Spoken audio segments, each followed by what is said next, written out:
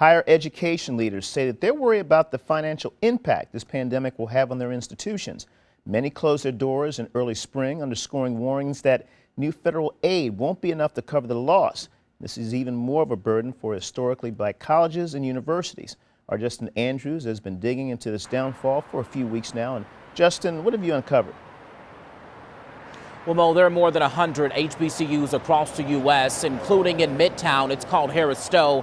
We know a lot of these schools are forced to return and repay some of these students some big bucks because of the services they did not receive. We're talking things like room and board and maybe even meal plans. So late April, Congress passed and President Trump signed a $2 trillion federal aid package.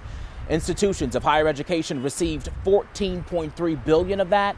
10% of it was divided between HBCUs and grants for small institutions. HBCUs generally have smaller endowments that can be used as a financial buffer and also rely more on in-person experiences. I took this a step further and found out HBCU endowments lag behind those of non-HBCUs by at least 70%. That's all according to a recent report by the American Council on Education. It's a bit scarier because the workforce is diminishing. They went to school this whole time. They're told to get a degree so they could get a good job. And now they've done everything right.